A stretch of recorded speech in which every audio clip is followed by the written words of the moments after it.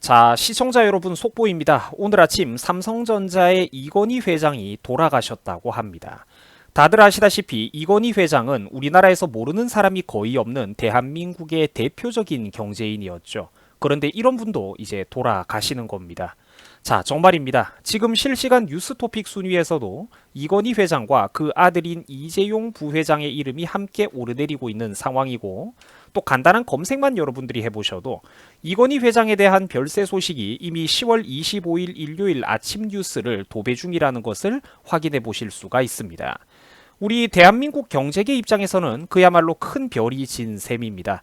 대한민국의 경제계를 수놓았던 유명한 인사가 돌아가신 사건이니만큼 이거를 둘러싼 여러 가지 쟁점도 많은데요.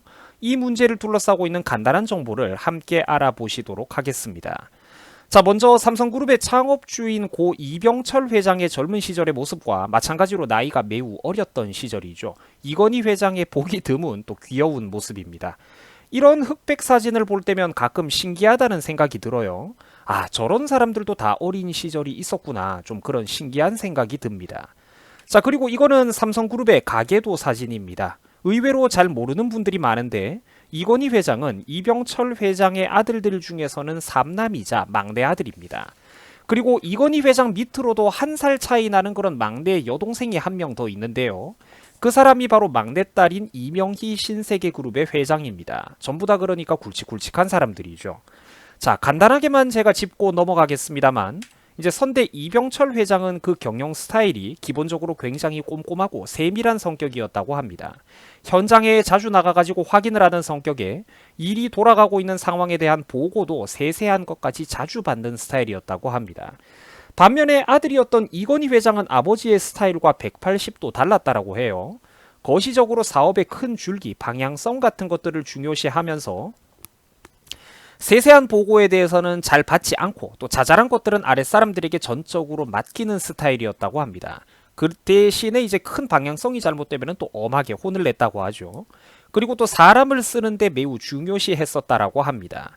흔히 이제 전직 삼성 임원들이 남겼던 인터뷰나 인물평을 찾아보면은 이제 이 부분에 대해서 누구가 더 좋다 나쁘다라기보다는 그때 시대에 맞게끔 각자 적재적소의 인물들이 삼성 사령탑을 맡았었다라고 평가가 되고 있습니다.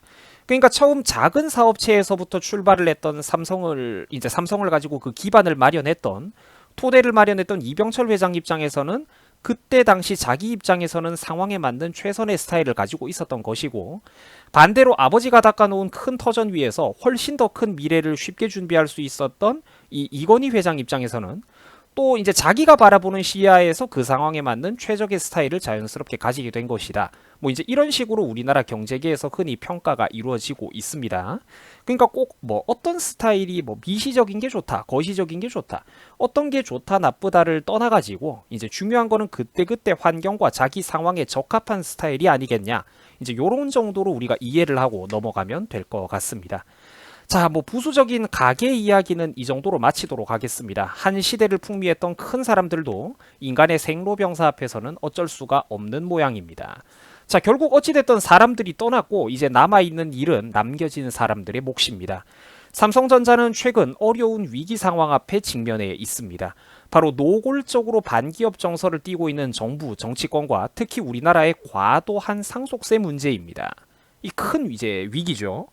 이제 부자들이라든지 재벌들이나 해당되는 상속세 문제지만 이거를 왜 저 얼음 사이다가 대신 걱정을 해주냐면 바로 이 과도한 상속세 때문에 우리나라 경제를 지탱하고 있는 대기업들의 경영권이 2대 3대만 거치고 나면은 해외로 다 넘어갈 판이기 때문입니다.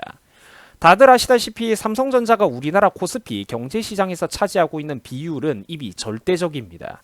지금 대한민국은 반도체 덕분에 간신히 버티고 있는 상황입니다. 더 이상 국내 대기업들을 부당하게 흔들어서는 안 됩니다.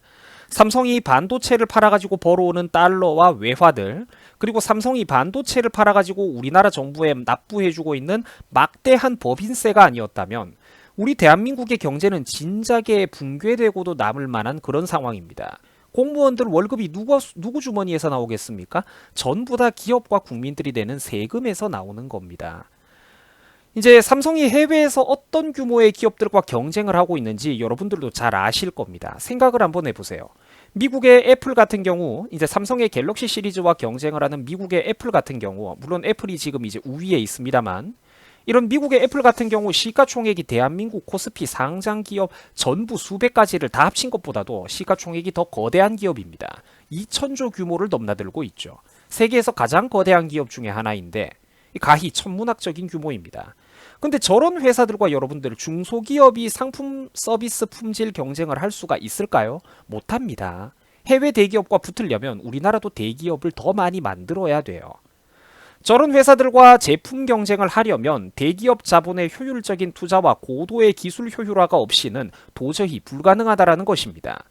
대한민국은 내수시장이 작기 때문에 해외의 물건을 팔아 먹어야지만 그 돈이 국내에서 회전을 함으로써 국민들의 지금과 같은 삶의 수준이 유지가 될 수 있는 그런 나라입니다. 해외의 물건을 팔아 먹어야지만 우리 대한민국이 먹고 살 수 있는 나라예요. 문제는 지금 우리 대한민국이 황금알을 낳고 있는 거위의 배를 스스로 갈라버리려고 하고 있다는 것입니다. 지금 삼성은 전례가 없는 위기 상황 앞에 직면해 있습니다. 안 그래도 반삼성, 반기업 정서가 강한 운동권의 아마추어들이 정권을 장악하고 있어가지고 그것만으로도 정치적 리스크가 크고 또 이들의 입김이 닿는 사법 리스크까지 생각을 하면 경영 부담이 엄청난 상황인데 이제는 이건희 회장까지 이렇게 결국 갑작스럽게 별세함에 따라서 막대한 상속세 문제까지 함께 떠안게 된 것입니다. 그룹과 기업의 미래를 준비하기도 바쁜 상황에 이제 경영권에까지 신경을 써야 되는 그런 안타까운 상황이라는 것이죠. 어떤 식으로든 삼성 지도부의 역량이 낭비가 될 수밖에 없는, 그리고 삼성의 역량이 낭비되면 결국 그거는 돌고 돌아서 우리나라 전체의 낭비가 되는 것이죠. 이 상속세의 비율이라는 것이 예를 들어 가지고 뭐 5%다, 10%다 이런 식으로 좀 상식적인 차원이라면 그나마 감당이 될 겁니다. 문제는 저 큰 기업과 주식 지분에서 무려 50%, 60%를 뜯어가 버리겠다고 하고 있으니까 그래서 이게 문제가 된다라는 것입니다. 대한민국의 상속세율은 사실 알만한 분들은 다들 알고 계시겠지만 세계 최고 수준입니다. OECD 평균인 25%를 거의 2배 이상 상회하고 있어요. 대한민국의 상속세율은 사실상 세계 최고 수준으로 무려 50%에서 최고 65% 수준까지 육박하고 있습니다. 물려받는 것보다 뜯어가는 게 더 많다고 평가받을 정도인데 이거는 사실상 기업 경영을 하지 말라라는 소리입니다. 오랜 세월 동안 악착같이 버텨온 중소기업들이 중견기업과 대기업으로 성장하는 것을 가로막는 것도 바로 한국의 이런 잘못된 정책들입니다. 막대한 상속세와 조세 부담으로 사실상 경영을 승계해주기도 어렵고 대기업으로 승격될 경우 혜택과 편리는커녕 오히려 부자라고 목을 조르고 흔들고 규제와 감시가 늘어나는 판국이니 되려 기업들이 일정 규모 이상으로 성장하는 것을 스스로 망설이게 되는 악순환이 되풀이되고 있다는 것입니다. 이러면 결국 일반 국민들과 서민들 입장에서도 손해입니다. 왜? 대기업이 없으면 양질의 일자리와 고용 환경이 줄어들 수밖에 없기 때문입니다. 늘어날 수가 없겠죠. 지나치고 과도한 상속세는 결국 국민 모두에게도 손해일 뿐만 아니라 우리나라 입장에서도 결국은 100년 기업의 육성을 발목 잡는 결과를 불러올 뿐입니다. 단순히 부의 대물림이 배 아프다 이런 것과는 한참 다른 문제라는 것이죠.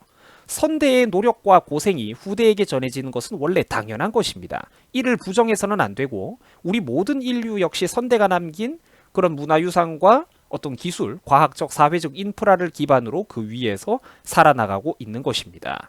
선대가 깔아놓은 디딤돌 덕에 후대는 보다 더 먼 미래를 바라보고 더 큰 계획을 그릴 수가 있는 것이죠. 이건 잘못된 게 아닙니다.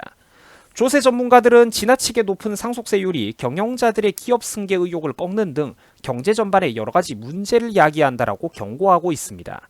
또한 2대 3대만 거쳐버리면 우리나라 사람들이 피토해가며 키워놓은 그런 알토란 같은 기업들의 경영권과 기술력이 해외 자본에 고스란히 넘어갈 판입니다. 한국 기업의 경영권을 방어하는 문제는 결국 우리 같은 일반 국민들의 국익을 방어하는 것과도 똑같은 문제라는 것이죠.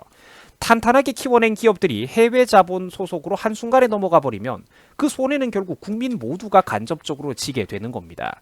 사실상 그 기업은 우리나라의 기업이 아니게 되고 고용과 일자리 문제에도 직격탄을 불러오게 되겠죠. 한국 정부 입장에서는 우리나라 대기업들이 외국 자본에 팔아 넘어가게 되면은 한국 정부 입장에서는 세금 수입, 세수도 줄어들게 됩니다. 국내의 유능한 대기업들이 남의 나라 손에 넘어간다는 건 어떤 식으로든 반드시 우리 같은 일반 국민들에게도 막대한 손해로 돌아온다라는 것이죠. 이래서 경제라는 것은 모두가 하나로 연결되어 있는 거대한 원이다. 쇠사슬의 연결고리와도 같다라고 표현을 하는 것입니다. 절대로 파편적인 요소가 아닙니다. 얄미운 부자들을 위한 정책 따로, 힘없는 서민들을 이제 챙겨주는 정책 따로, 이런 식으로 이분법적으로 경제를 바라봐서는 안 됩니다. 계급투쟁적 관점에서 세상을 바라봐서는 절대로 안 된다는 것이죠. 그게 틀린 거기 때문입니다. 보세요. 상속세가 무서워가지고 우리나라에 돈 좀 있는 부자들, 기업들, 유능한 사람들이 자꾸만 해외로 떠나고 있다라고 합니다. 이러면 결국 우리 같은 서민들을 고용해 줄 수 있는 기업, 공장, 일자리 전부가 줄어드는 악순환이 반복됩니다. 부자들이 살기 편한 나라가 곧 서민들도 살기 편한 나라일 수밖에 없는 근본적인 이유가 바로 이런 곳에 있는 것입니다. 아, 이 나라는 참 사업할 맛이 나는 나라다. 부동산이 아니라도 사업하고 투자할 만한 곳들이 많구나. 이렇게 되는 것만이 대한민국의 수많은 경제 문제, 부동산 과열 문제를 가장 근본적으로 해결할 수 있는 방법일 것입니다. 여기에는 절대로 다른 방법이 있을 수가 없습니다. 경제란 절대 서로 따로따로 떨어져 있는 독립된 요소가 아니라 파편적인 요소가 아니라 본질적으로 모두가 하나로 연결되어 유기적으로 돌아가는 요소라는 것입니다. 서로 영향을 받는 부분이 있다라는 것이죠. 이렇듯 근본과 본질을 부정하고 자꾸만 엉뚱한 곳에서 문제를 찾아가지고는 문제 해결이 될래야 될 수가 없습니다. 오히려 능력 있는 사람들에게 각종 행정적인 지원과 조세 혜택을 아끼지 않음으로써 그들이 보다 더 많은 투자, 보다 더 많은 공격적인 사업 전략을 펼칠 수 있도록 정부가 장려를 해줘야 되는 것입니다. 산업화 시대 때 우리나라가 그 가난했던 불모지의 대한민국에서 어떻게 한강의 기적이 가능했겠습니까? 열과 성을 다해가지고 기업인들을 지원하고 우대하고 해외 자본에도 우리 대한민국에 제발 좀 투자해달라고 열심히 받들어 모셨기 때문입니다. 이제는 그런데 먹고 살만하니까 정치인들이 다시 원래의 수준으로 돌아가 버렸죠. 한반도 원래의 수준으로 돌아가 버리고 있습니다. 맛이 가버리고 있어요. 오만한 태도로 다시 장사치들이라고 폄하하면서 경제인들의 위에 관이 군림을 하려고 하고 있습니다.